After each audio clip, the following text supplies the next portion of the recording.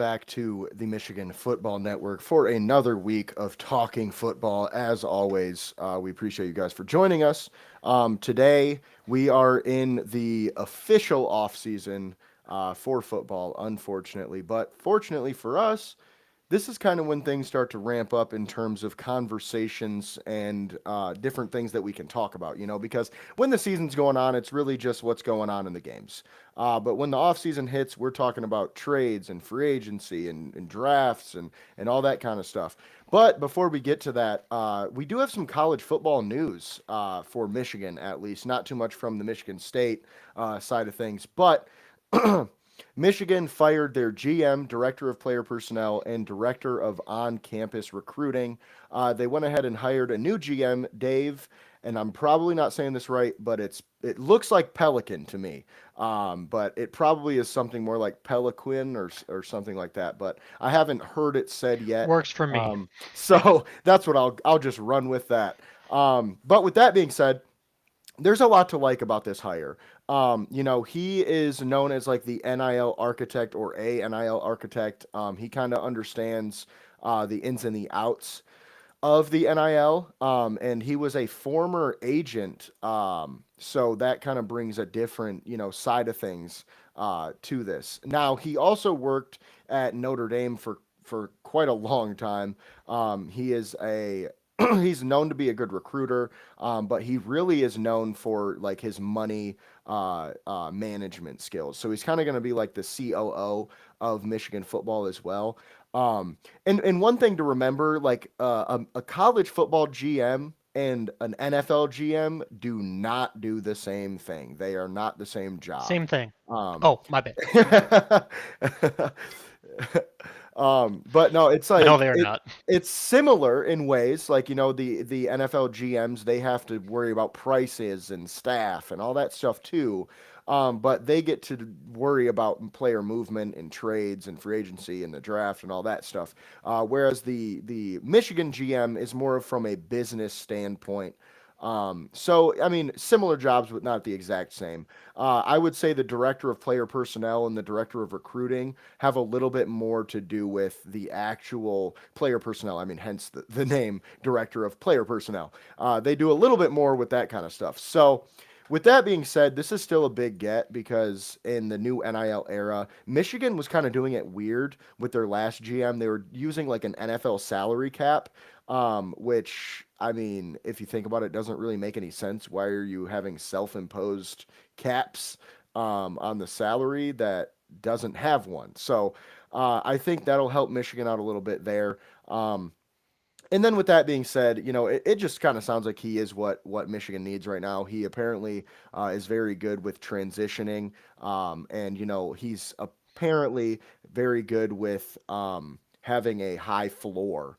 With his recruiting classes. So that's going to be good for Michigan. And obviously, we want the high ceiling, of course. But with where we're at right now, I am happy to hear those things.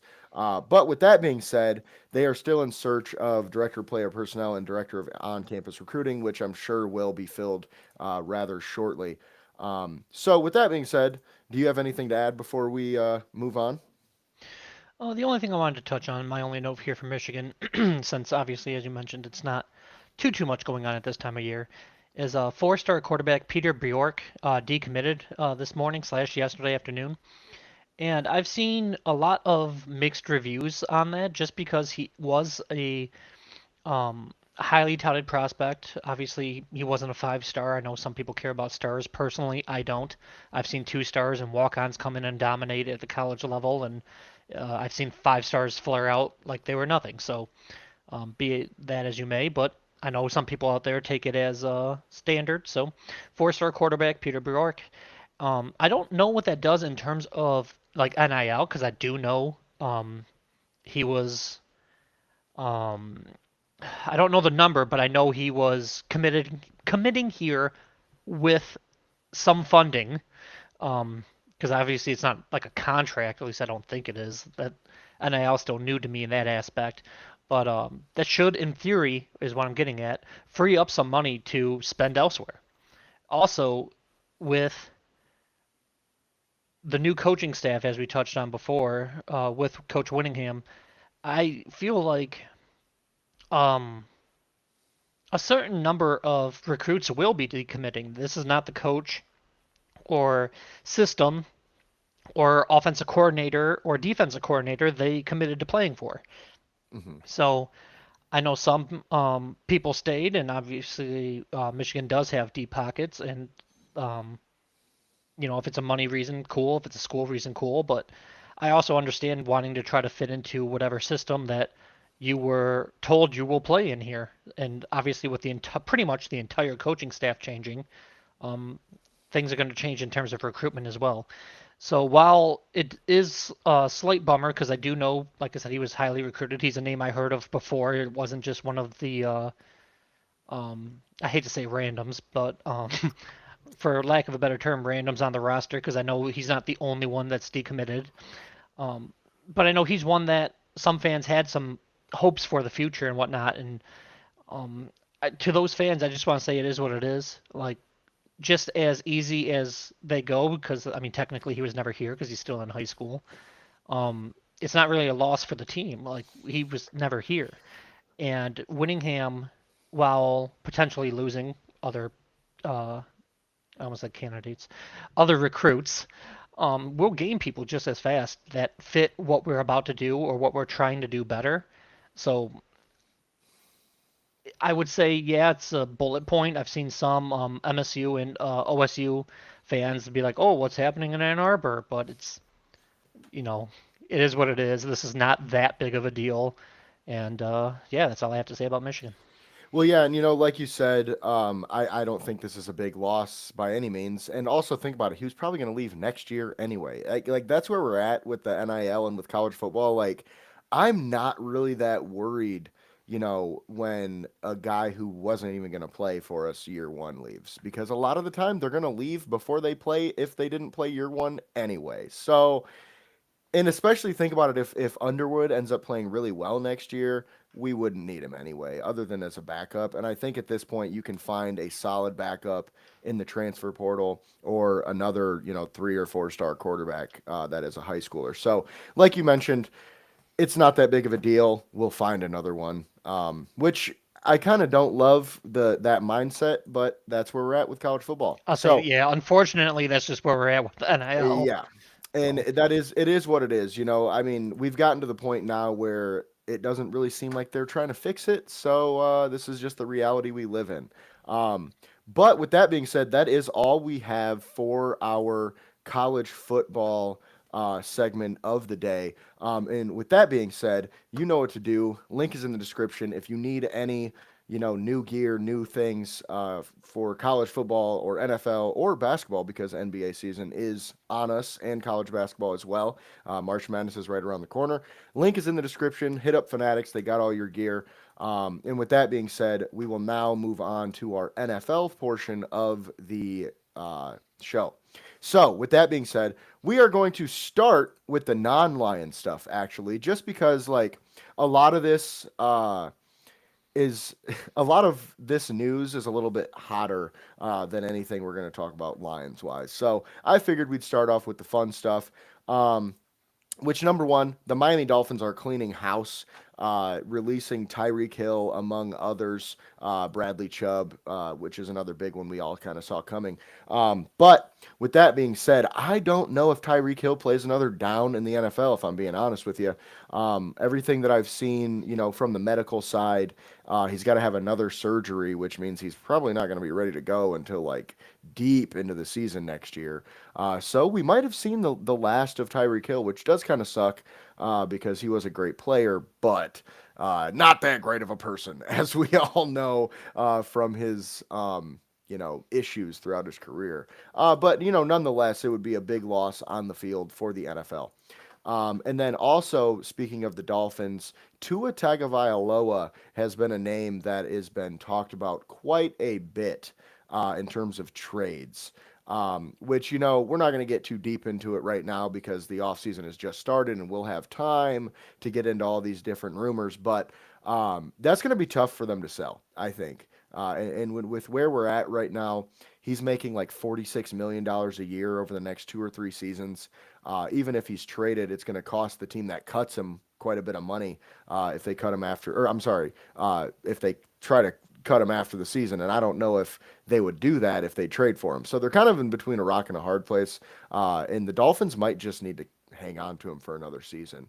I mean, I keep seeing things about they should cut him right now, but if you think about all the money they're going to have to pay him to cut him right now, why not make him play for you for another year if you're paying him, if you're still going to pay him $40 million either way, you know what I mean? Like, just keep him on the roster and then maybe he'll play a little bit better and you can trade him at the deadline and somebody gets hurt or let's say Rodgers doesn't come back to Pittsburgh or whatever the case, you could see something like that. So what are your thoughts on the Tua Tagovailoa situation? I've never been much of a Tua fan, to be honest, and between his health, his multiple concussions, his I'll say underperforming. I know he's not terrible, but in my opinion, he's not a $47 million quarterback. On top of his health issues, so I don't see many teams, if any, wanting him. And because I believe you would, um, how do I say? I believe they think he is still a starting quarterback in the league, so I think they're going to ask a fair amount for compensation in the trade, and not like a Yeah, not multiple yeah, not firsts like tons, Stafford. but Yeah. more than a team would want to take on a 47 injury prone quarterback, um, in my opinion. And so I don't know really who would even want him at his current price tag and stuff. You just got So, really quiet for some reason. oh, hello? Okay, that's better. I don't know. Your mic didn't move while you were talking, but it was like I heard the volume slowly go down No, for some that's reason. I'm okay. Sorry. Hopefully you can hear me fine. But yeah, I don't see a team giving up that much for him. And as you mentioned, because I have not looked into his contract or anything, I don't know if there's like dead cap or anything like that on his contract on top of all that. Oh yeah. So, like you said, I think they're kind of just stuck with him. Even if they draft a new one, maybe he can try to like mentor him, make it a um, Alex Smith, Mahomes situation. I would use a Green Bay situation, but they were on the bench for a couple years, not just one. Um, so maybe that's where they can go. But as you mentioned, they are cleaning house. They obviously have a new coaching staff and whatnot too. So I kind of feel for Dolphin fans a little bit because this is just start of a complete teardown, and it's going to take a couple of years for them to be. I was gonna say relevant again, but to be honest, I don't know if they were relevant recently anyway. So um, it's going to be a minute, I but mean, the most relevant thing they did was they dropped 70 on the Broncos that one time. yeah, And then yeah. everything kind of And fell off then after that, yeah, and then unfortunately. and then what happened? And then Right. yeah, so I mean, as you mentioned, I know they cut Hill. I saw on X/Twitter, whatever you want to call it, that the other receiver, Waddle, said something Hmm. along the lines of like me next or something like that. So he's unhappy with being there. So I'm just really glad I'm not a Dolphins fan. I'll just say that. Yeah, I hear that. And on the Waddle thing, like he was a name that was brought up a lot during the trade deadline. So I would not be surprised if they traded him. The thing is, they want a lot for him. From what I've heard, they want a first plus. The Giants offered a first and they said no. So like, I mean, if you think about it that way, like they want a lot, which is respectable. He's a good receiver, but if you're at where they're at right now, I think you try to trade him. I would trade him for a second rounder as long as it was, mid to early, and maybe like a second and a fourth or something like that. But with that being said, Tua Tagovailoa, his cap hit is actually $56 million this year. Okay. That is 18.5% of their cap. You ready to hear the dead cap number if they cut him? $99.2 million. Almost $100 million they would have to pay him right now just so he wouldn't play for them. So I think, with where we're at, that's I didn't you're freeze. gonna hold on. I thought you did, if I'm being honest for a second. I was like, oh, he froze. All right, well. um, But yeah, no, and that's a lot of money. that's a ton, and it's gonna sound stupid, but that is all just 1 year, correct? Like it'll What be do you mean? completely off. Like if they took that 99 million hit, like this time next year, that will be completely gone, right? It's not going to be X amount of million over Um, multiple years. That's a good question, but yes, it is, I think, over multiple years, but I'm not Okay. sure exactly how the contract would spread it out or whatever the case, because I know like in the NBA, you do a buyout or whatever, you can spread it over the length of the contract. Um, but I believe that some of it carries over, and I can't tell you Okay. an exact number because I'm Because not I'm like, sure. obviously they're rebuilding, so I'm like, maybe you do just take that hit, and like you're obviously not competing next year. Like you're not. So I'm like, if you can just take that hit, get it over with, get it off the books, and then move on, so be it. But So my thing that I wanted to talk about here was also Kyler Murray. Okay, Kyler Murray is okay. another quarterback that's likely to get traded. What if the teams just swapped quarterbacks? Okay, because I did a tweet about this and I found out all the financials behind it, which actually let me find that real quick. But with that being said, I don't think it's that crazy to suggest that they might do that, because let's see here. Because both, well, I can't find the tweet, so I don't know why Twitter's not letting me search my own tweets, but you got to fix your shit, Elon Musk. I've had that issue in the This past. freaking app is pissing me off lately. Anyway, it wouldn't let me retweet our live stream either. It's like, oh, I don't, the retweet button doesn't exist. Okay, whatever. Which I've never had that problem before. But point being, if Tua and Kyler have essentially the same contract right now, right? However, if you traded Tua for Kyler straight up, and I'm not saying that they should do this or would do this, but just a kind of a cool talking point. They both really need a new scenery, right?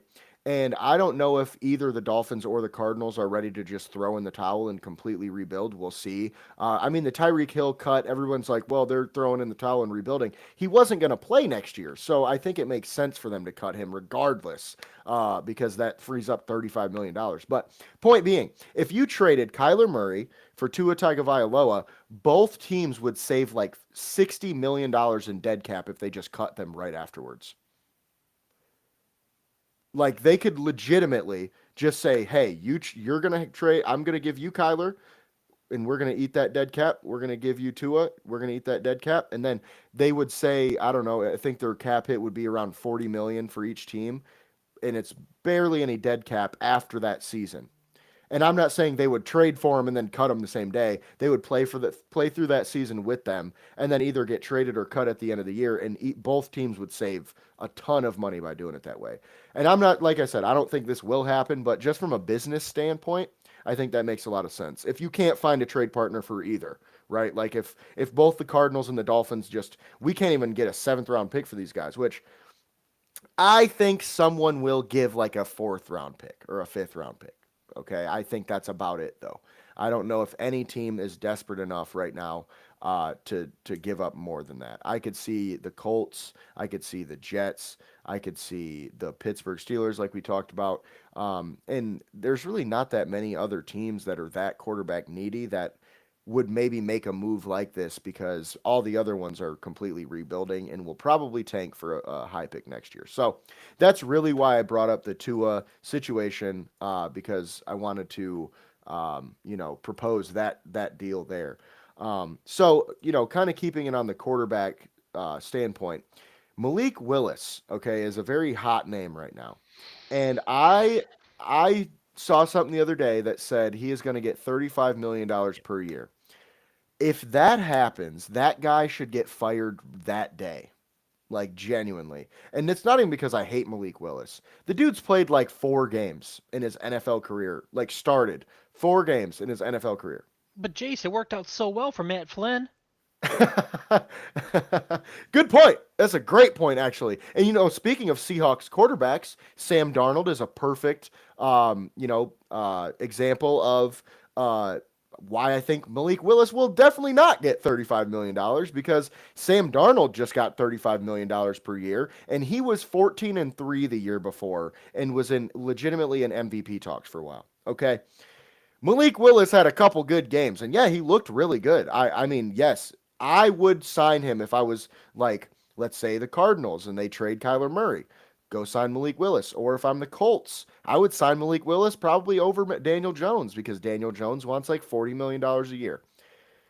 And I think Malik Willis is worth a 2-year, $20 million total deal because worst case scenario, it's a 2-year deal. He still makes $10 million per year. But if he sucks, you've just got a high priced backup for a season, and then you cut him. You know what I mean? Like I don't see Malik Willis being a guy that makes someone back up the Brinks truck, just because we just haven't seen enough, man. Like, and that's where I'm at with that. Do you have anything to add before we move on from that one? No, I agree with everything you said. I remember when people wanted the Lions to take Malik Willis number 2 overall. Um, we got Hutch, so I think that worked out much better in our favor. But um, yeah, like he has played well, and I was a huge critic of him because I did not like what I see in terms of his film when he was a prospect. But I think he looks better as a pro. He looked very good for those games. However, like you mentioned, it was a very small sample size, and I don't know if he can do it for the duration, for the long term and whatnot. So if it is something like 2 years, 20 million total, so 10 a year, I can see a few teams taking Hmm. him at that price if he's willing to sign for that price. And I think that would be good for him, even if it was just a 1 year 10 mil. And then if he goes out there, bets on himself, shows out, then he'll earn the 35, 40, Hmm. whatever, if he puts up numbers for a whole season. Um, so I'm kind of intrigued. I mean, if we if he is willing to be a backup quarterback, I have slight interest with the Lions, but that would be purely as a backup quarterback Yeah. situation. And then I did want to quickly touch on Kyler Murray because I do think, in my opinion, he has more in the tank than Tua left. Oh yeah, yeah, So, I agree. like, I know he looked really bad and got replaced and taken over by Jacoby Brissett, but like he doesn't have a super long injury history. And if I'm not mistaken, I think he's a year younger than Tua. I would have to look into that, but I think that he's a year or two, just slightly. So I'm like, if he's younger, a little bit more durable, so less damage on the body, I'd say. I think he just needs a fresh. Tua is actually younger by just a couple months. Oh, okay. Well, I stand corrected Or on no, I'm that. Thank sorry, you. a full year. Well, like 6 months. So Okay. Well, I'm wrong on that point. Thank you for bringing that up. But I still think he has more in the tank, and then I can see a mhm. team potentially like not once again not trading for him, not with his current contract, but I can see a team like Cleveland maybe giving him a shot or something like that. They're Honestly, constant sorry. Go ahead. they're constantly in their like little quarterback carousel, and he offers a little bit more movement and something that the quarterbacks on the roster don't have. And as I tweeted out this afternoon, when talking about a salary cap situation, someone asked why the Browns have um, more cap than they once thought of. All 5 of the Browns' starting offensive linemen are now free agents. So they are literally going to need to either re-sign or replace every single O lineman. So I feel like when you're in that kind of situation, you might want a quarterback with a little bit more movement. I know Shador can move a little. Um, who knows what's going on with Sean Watson? He's technically still there. Um, but like I said, maybe they can throw not a bag, but some money at Malik Willis because obviously he can move too. So who knows what they're gonna do? But at least there are a handful of places I can see them going to. So um, in my opinion, I do think this might be the end of like Tua's. I guess I'll say reign, but I think Kyler Murray and Malik Willis will be names we hear about this upcoming season for sure. Yeah, and I agree for sure with the Kyler Murray is definitely better than Tua right now, and I definitely think he's got more in the tank because, like you mentioned, the concussions really, really worry me with Tua. But I genuinely do think Kyler Murray will garner trade interest because Yeah, the I dude agree. was a number one overall pick. You know what I mean? He's got like he showed that he can do it in the NFL for years, like multiple seasons back to back to back to back. He was a lot of people were saying he might be an elite quarterback. I mean, I don't know if you remember that. That was quite a I while do not ago. remember that far. But he was He was very solid good. for sure. Which while we're talking about it, let's just look up his stats because that'll add fuel to the fire here. So I mean, obviously as a passer, he never has really been super elite statistically. His best season, 3,900 yards, 67.2 completion percentage, 26 touchdowns, and 12 interceptions Not with a terrible. 94. Not terrible at all with a Yeah. 94.3 QBR. But I guarantee you he had like another 500 rushing yards and a couple touchdowns as well. So my point is, I feel like Kyler Murray will probably get like a third round pick. Or maybe even a fourth, at worst, I would say. Because yeah, his contract isn't great, but like I mentioned, you can cut him if you're the team that trades for Kyler Murray. You can cut him after the season and only eat like $7 million or something like that in dead cap. So it's not anything you're tied to, right? And I mean, think about it. Like I don't know, maybe let's say the problem is you'd have to be a team like Pittsburgh that needs a quarterback that can win right now. Because I don't like Cleveland, I think is a solid one for Kyler. But the only reason I don't think so is because of Deshaun Watson's contract. I think you got to pick one at that point. But I do like the idea because they are a little bit more ready than, like, say, the Jets. Because I could see the Jets being interested in Kyler. I just don't think they will be because they're tanking for their quarterback next year. So in my opinion, I like you said, I think Kyler Murray is the better player, and I think he will definitely garner more interest. And we might see, I don't know, Tua get benched all year next year or something crazy like that. So we'll see what happens on that front. Um, but with that being said, moving on from quarterbacks, or actually before we move on from quarterbacks, it sounds like Francisco or Fernando, sorry, not your brother, Fernando Mendoza is a lock to be the number one overall pick by the Raiders. They are planning to release Geno Smith, which I think is kind of crazy. I think he'd be worth keeping to be a mentor, but if you can cut Geno and save $20 million and then go sign Jameis Winston for five, I think that's a good decision. Either way, you need someone in there that can mentor Mendoza, but it sounds like he's going to the Raiders at number one, pretty much no matter what. It even sounds like they're unwilling to trade the pick, so they are enamored with him, which I think is, I don't want to get too far in the weeds on this one with Mendoza, but personally, I think he will be a good, not great NFL quarterback. I think he is a more athletic version of Kirk Cousins. I think his arm does nothing special, and call me crazy for it, but every time I watch him, his nothing pops off the screen to me.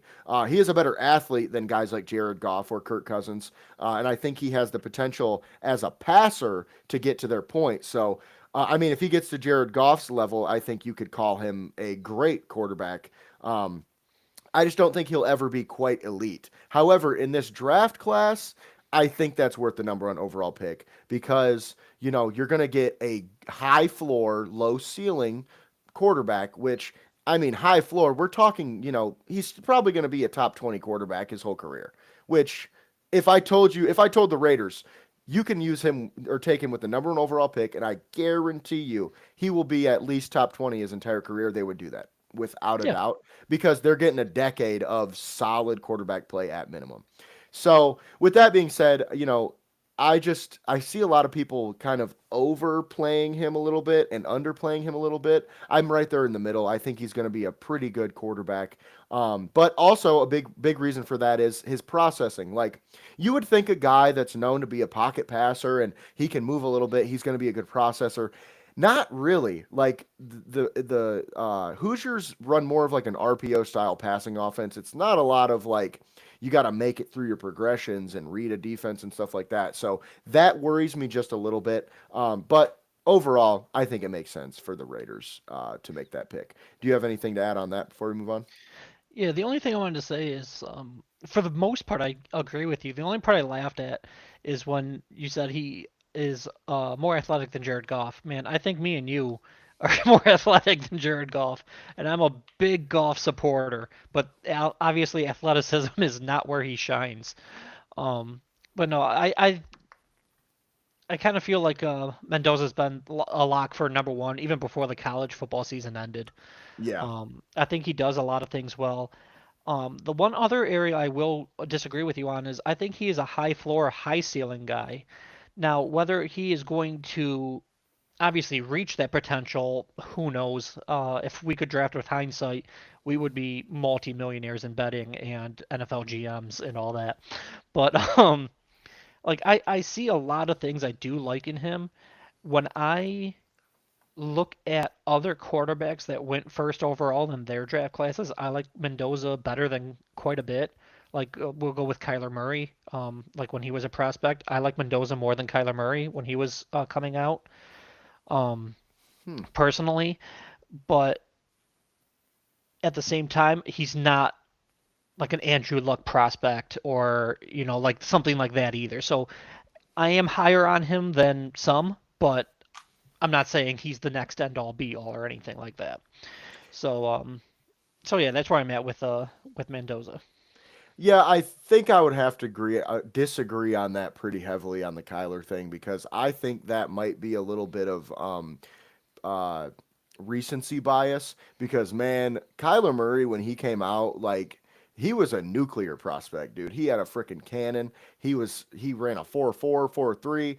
The only problem was he was 6 foot tall. You know what I mean? Like I told him to that go was play the baseball. yeah. And I mean, I guess you're not wrong necessarily, at the end of the day. But I do think Kyler is a little bit different than Tua for this reason. Like Kyler dealt with injuries this year while he was playing, and a lot of people think that's part of the reason why he looked so bad. With the Cardinals having a new head coach, I'm not even 100% sure they move on from him this year. So we'll see how that goes. I wouldn't necessarily go ahead and trade him for a fourth round pick right now. Just because he's shown more than, he's shown enough to get that big contract. Yeah, So, and for um, what was also drafted, I believe it's ninth overall by the Athletics for baseball. yeah. So like he's a hyper athletic dude. So like I know um how do I want to say it? Football is great, like it is, but baseball you put a lot less punishment on your body and you normally have a Hmm. much longer career. So if you Hmm. were drafted a top 10 pick in both leagues, I personally would just choose baseball every time. But that's just me. No, and that's 100% valid. And honestly, if I were to have children and my son were to have the choice between being drafted top 10 in the NBA or MLB or drafted top 10 in the NFL, I think I'd tell him to play baseball too. I mean, it's just like longevity, like you said, bang up on your body, the head injuries. Like, I would Especially rather my son be able to talk to his kids after he retires. and Eh, you know, and not only that, but just like the NFL in general is obviously physical, like no shit. But Mhm, like as you mentioned, he's like 5'11", 6 foot. Like especially nowadays, like D linemen were always big, but mhm. you got some guys that are 6'6", 350, and I'm like, it's just not quite a good situation if one of those guys are landing on you. Like obviously, I know they made rules where you're not supposed to land with your body weight, but it's still football. It happens. So Mhm. yeah, I was one of the guys in the corner saying, man, if I were you, I would stick to baseball. But I mean, Yeah. he's And made pretty good money. Like I don't think he regrets his decision, but we'll see. yeah, we'll see in 20 years how he feels about that. But with that being said, our last point before we move on to the Lions specific segment is the Chicago Bears are moving to Indiana and it is happening.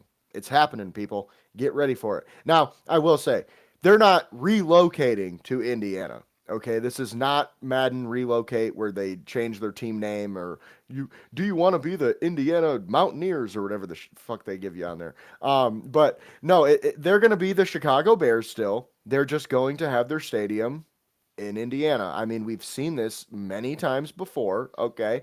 With like the Giants and the Jets, they play in New Jersey. Like, and that's because New York City, you can't have a stadium that size there because that just doesn't work with their infrastructure. So they made their stadium in New Jersey. I know, like you mentioned on Twitter, the Pistons played in Auburn Hills for a while. The Lions played in Pontiac for a while. It's just one of those things. Like, obviously, those are different cities in the same state, but it's not like they're moving to the other side of the country. It's just like 10 miles away from where they are now. So I don't think it's that crazy because it makes sense, financially and with, Indiana being more willing to help pay for it. So I think a lot of people are overblowing it a little bit in terms of, oh, it's going to be the Indiana Grizzlies or something. Like, no, it's going to be the Chicago Bears still. Nothing's changing on that standpoint. And then, last but not least, speaking of Indiana, we have the NFL Combine coming up next week, which I will be in attendance as always. I've gone to the last, I think, three in a row. Um, excuse me. I always have a lot of fun. It's a good time, being able to see like Anthony Richardson run a 4.4 at his size or Xavier Worthy break the 40 record. But I will be there to also watch Lions prospects, which we will talk about a lot more as the offseason winds down, or ramps up, I should say, and as the draft gets closer. But with that being said, now with the Detroit Lions specific stuff, I have some good news for you. Mike Kafka is staying in Detroit. A lot of people, us, were worried that Mike Kafka was going to take that OC job, and they ended up going elsewhere. So that's good news. And with that being said, Rod Wood also retired, I think, yesterday. So they're going to be needing a new president, which Mike Disner, I think, is the obvious choice here. I think every Lions fan would agree with that. Also, especially because he has been getting interviews for different, higher up roles than we have him at right now. So essentially, if we want to keep him, you got to promote him, and I think he deserves it at this point. So, with that being said, we will now talk a little bit about Lions free agents that we should bring back or that we shouldn't bring back. And there is a lot. Well, I don't know if there's a lot that I would like to bring back, but there is a lot of Lions free agents. So, with that being said, let's go ahead and start with the names we would like to not see back because I think that list might be a little bit shorter, because there's going to be a lot of guys on here that we don't want to, or I'm sorry, that we do want to see back. So, with that being said, let me find a good list here because for some reason Google does not want to give me a list of players. They just want to give me articles talking about it. I got a list of 29 names here if you want it. Yeah, yep, I just found it too. Okay. So we got DJ Reader, Alex Anzalone, Khalif Raymond, Amik Robertson, Levi Onwuzurike, which actually he's not going to be a free agent as we know. Roy Lopez, Marcus Davenport, Josh Pascal, also not going to be a free agent. Grant Stewart, Daniel Thomas, Al-Qadim Muhammad, Avante Maddox, Kayode Awosika, Kyle Allen, Jalen Mills, Arthur Mullet, Zach Cunningham, Ezekiel Turner, Anthony Ferkser, Tristan Colon, Rock Yasin, Tom Kennedy, Shane Zostra, Jamarco Jones, Tyra Sweet, Trevor, excuse me, Trevor Nowaski, Jake Bates, Malcolm Rodriguez, and DiCaprio Boodle. Okay, now just to start the top of the list, DJ Reader, see ya. Like, I mean, unless you come back for like $5 million, I'm good, man. And I think he's good too. I think that's where we're at. We'll move on. That's why we drafted Tyleik Williams in the first place. And I think you agree with me there. So, 100%. With that being said, Alex Anzalone, I'm kind of 50-50 on. I would like to bring him back if the money's right because the Lions actually do have a need at linebacker because Malcolm Rodriguez is also a free agent. And even if we bring him back, I still think we need a starter level linebacker, man. And last week on the show, you with our new Be a GM mode, you decided to get Devin Lloyd from Jacksonville, Yep. which would be awesome. I don't see it happening mainly just for the money, but that's kind of Fair. the thought process that I'm at as well, where we do need another actual stud linebacker. Like I love Absolutely. Derek Barnes, he's a great player, but I think he's more of a role player linebacker than a true like starting will. And I don't know if Rodriguez is a true starting will either. So I would love to bring Anzalone back. But I understand if we don't because he's old and the money. But I do think he had a good season last year. So, any thoughts on that before we move on? Yeah, it's if you were watching the show with us last year, you heard me say it 1,000 times in the off season. For the right price, for the right price, I would bring him back. But it seems, at least on the surface, obviously, I'm not privy to contract negotiations, talks, and all that. It seems like he still wants to get paid and not take like a team-friendly deal or anything like that. So, like, if he's going at market price or above, because this is probably going to be his last contract, um, unfortunately, that's just not lining up with what we have available in cap space and whatnot, with the amount of Hmm. people that we still need to re-sign, extend, et cetera, et cetera. So, um, yeah, unless he's going to take, I'd even say a pay cut from what he's making now. Hmm. I just don't see it in the cards for the Lions. Yeah, and I would agree there for sure. And then Khalif Raymond, that's another one I'm kind of 50-50 on for the right price, and I think we'd both agree on that. Amik Yeah, that's Robertson, why. again. Oh, sorry, go ahead. No, on the Raymond thing, that's why last week on the show, for the Stick the Model, I gave us Shaheed from Seattle to Hmm. kind of replace him. That way we can get a special teams guy and then a slightly better caliber receiver. But Hmm. when it comes to Raymond himself, as you mentioned, I'm like maybe if he's willing to take a cheaper deal or something. But Yeah, um, if we end up going in a different direction there, I'm not gonna woo the day we let him go. right. And then Amik Robertson is another one that I would like to bring back, I would say, but for the right price, I'm not going to press that. Roy Lopez, though, I think for my money is probably the one that I want back the most, Oh, because he really, really played well. And I do feel like he was probably our unsung hero on defense last year. And I don't know if you guys remember, if you guys watched the show back at this point, but I called that, man. I watched his you film, did. and it was like so clear to me that he was going to make a difference for us. Just everything he did was he did everything well, and actually had a high upside as well, in which he showed this year. So I would love to bring him back. He might have priced himself out of Detroit though. Spot Track says he's going to get 6.5 million. I think he'll get more than that because that's what we gave him the last contract. So I think he'll get closer to 8, which I don't think it would be crazy to pay him 2 years, 16 million. But I just don't know if we have the money in the cards. So I'd give him that if that's what he's asking for. Yeah, he and you called it. I'll obviously give you your flowers. And he was a guy that was kind of unknown to me. mhm. It's not like I watched a lot of Arizona Cardinals, but he came in and in limited plays because obviously he was used as a rotational guy. He wowed me at times, so he is someone I would really like to have back. Um, it does shock me a little bit just to hear you say the guy you might want back the most, because there's one other name on this list that I thought would be higher, but it might be a cost thing too. So um, I'll let you And talk I about think that I know player when we get to it. exactly. I think I know exactly who you're talking about, which we can talk about him next. Al Qadim Muhammad, Yeah, I'm it's him. assuming. Yep. Yeah, I'm good. I think I'm totally fine. I'm good. I don't want him back Oh, personally. Like I think he's gonna ask for too much money for the type of player he is. Like, yeah, dude, he had 11 sacks, but let's be real. He was missing for like 8 weeks of the season, just completely missing. And it was he to the was. point where we were playing frickin' Tyrus Wheat over him. And no disrespect to you, Tyrus Wheat, but before you were on the Lions, I don't think many people had heard of you.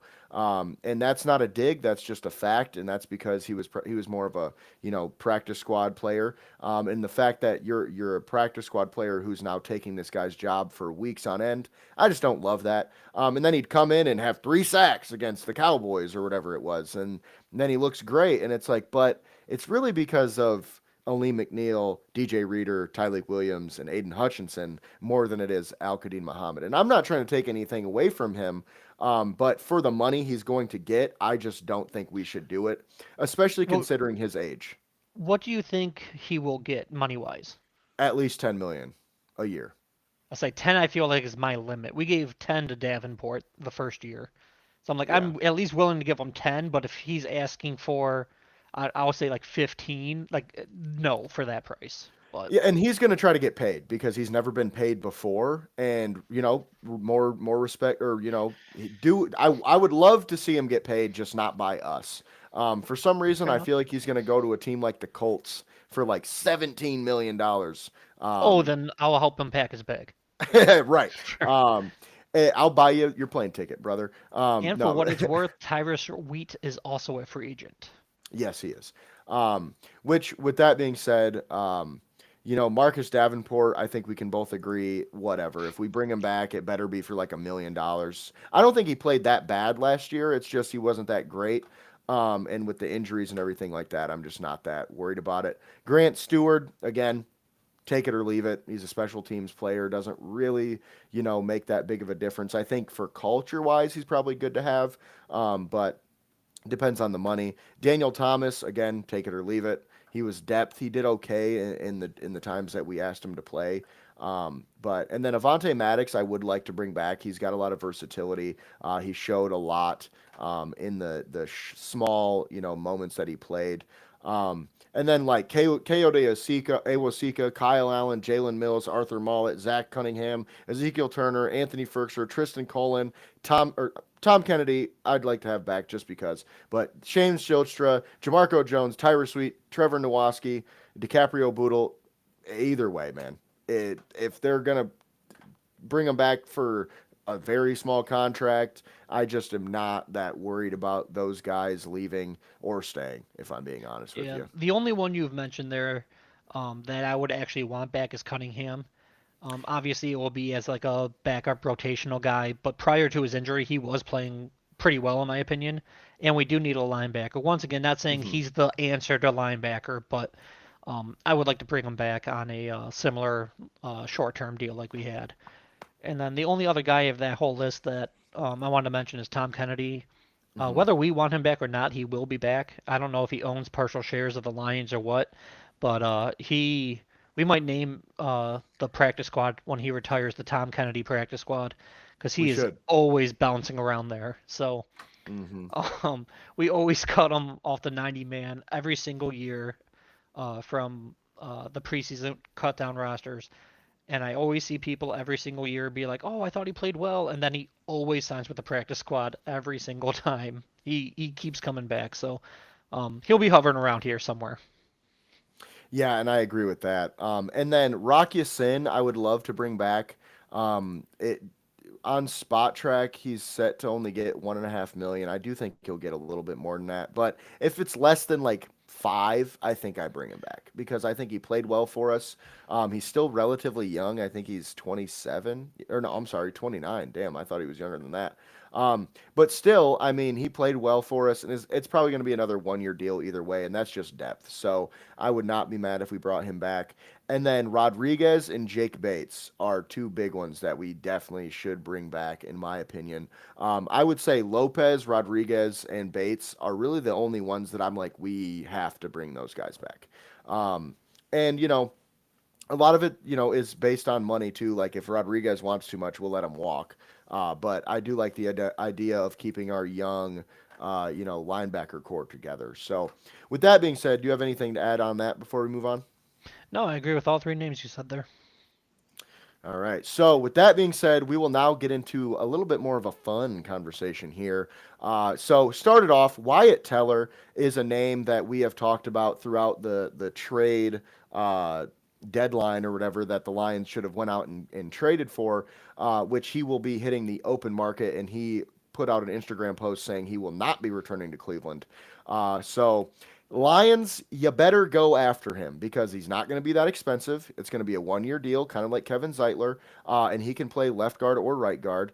And I think this would kind of solidify the offensive line. I think you could get him for 1 year, $8 million deal, if that. You might even be able to get him for less than that. So I do this deal 10 out of 10 times, just because I think he's really what we're not the missing piece of the O line, but a missing piece of the O line.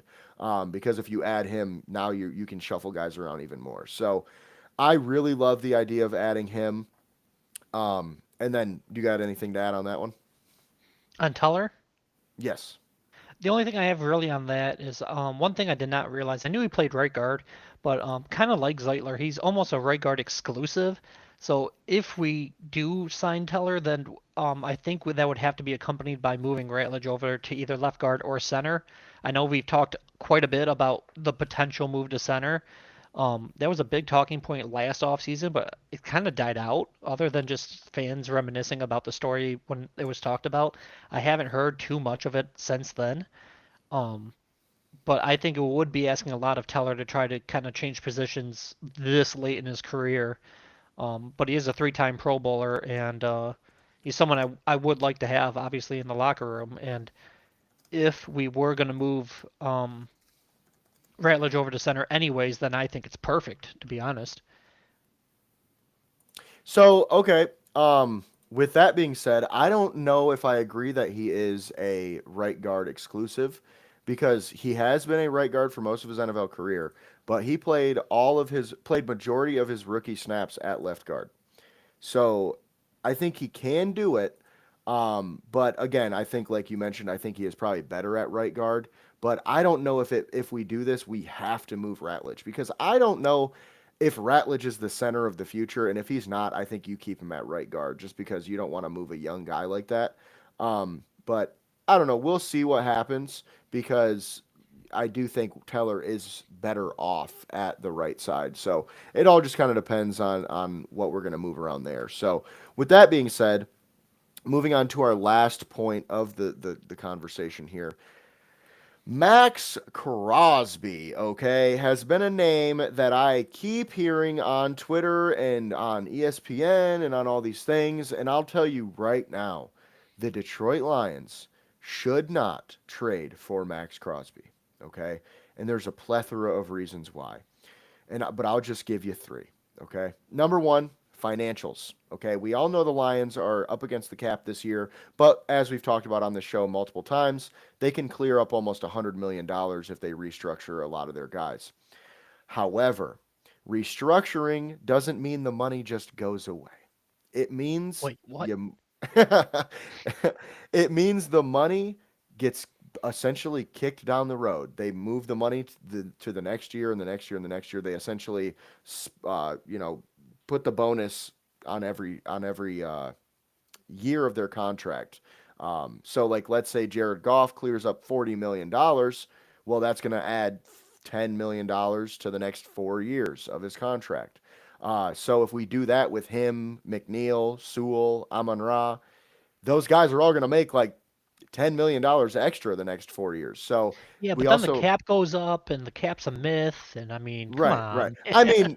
I mean, you're not wrong on that standpoint, but if we're adding a guy like Max Crosby who's making almost $40 million a year, when we also have to sign Sam Laporta and Brian Branch and Jameer Gibbs and all these guys that we're gonna Jack Campbell is another one. We're gonna have to re-sign all these guys, and they're all studs. So it's not like we're gonna be able to give them $8 million and whatever. No, these are all guys that are gonna probably get $20 million a year each. So we need to start thinking that way. And also think about the fact that they want at least 2 first round picks for him, if not 2 first round picks and a player. And I keep hearing, well, we could trade 2 first round picks and Aleem McNeil. Okay, why the fuck would we do that? Be realistic. Like, Aleem McNeil is a damn good player. There's a reason we paid him. Yeah, he didn't play that well last year. He's coming off a torn ACL and was playing out of position. However, I know we need an edge rusher, and I know, everybody wants the big name. But I don't know, James, if you remember, but the last two trade deadlines, there was this certain name that Lions fans just kept bringing up. He played in Cincinnati, edge Max rusher Crosby. Trey Oh, Trey Hendrickson, right? yes. And I don't understand why people, it seems they forget he's a free agent. Well, why would you want to sign Trey Hendrickson for just money when you can trade for Crosby and give away picks? Well, and my favorite thing on top of that is people are like, "Well, Max Crosby's younger and he's better," and it's like, yeah, but is he 2 first round picks and an extra $10 million per year younger and better? Probably And coming not, off if an I'm being injury? honest. And coming off an injury. So I love Max Crosby. I wanted us to draft him. I don't know why we didn't personally. I thought he was going to be a stud watching his film, and he went in like the fourth or fifth round. So He went through obviously, Michigan. yeah. And obviously, a lot of other NFL teams passed on him too. But point being, why would we give up picks and pay him almost 40 million over the next 3 seasons when we could just go sign Trey Hendrickson on a 1 or 2 year deal with $30 million per year? And I don't even know if it'll take that much. I know he wants to get paid. I know all that. But if you're going from a team like Cincinnati to a team like Detroit in terms of winning, I think you're going to be a little bit more willing to take a pay cut. And I think we can actually afford that. Now, do I think that'll happen? No, probably not, because we do have bigger needs than edge rusher right now. And I think if we were going to go pay somebody, hey, I know the face you made, but if you're going to go pay somebody $28 million a year, it better be Tyler Linderbaum. No, I can That's where just I'm see it at. now. As soon as you say we have bigger needs than defensive end, and be like, and half the viewers are gone. And Well, Lions look, fans love to just harp on D end. So but I mean, we were those guys too all off season last year. I think we all agreed that we needed a defensive end and we didn't go get one, and we shot ourselves in the foot. I just don't think that that means we need to go get Trey Hendrickson. Like, like I said, if Crosby, we what you said you don't think we need to go get Trey Hendrickson. or Crosby, I don't think we need Oh, to get okay, my either bad. of them. Yeah, like I'm saying, like I would rather have Hendrickson, but I don't really want either of them because Ooh. of money. Now if the Lions signed one of them or traded for Crosby, I would be ecstatic because of how good those players are. But like I said, if you're gonna go sign somebody for $28 million a year, it better be Tyler frickin' Linderbaum because he's 26 years old and he'll make more of a difference, in my opinion, to our offense than maybe a guy like Trey Hendrickson would to our defense, especially considering you'll probably save $5 million a year by getting that interior O lineman. And then you can just draft an edge rusher like we should have done fucking years ago. It's like I've been saying this for so long, okay? I would not be upset, right, if we signed Tyler Linderbaum and then drafted an edge in the first round. I think I would be upset if we signed Trey Hendrickson and then drafted a center in the first round, though.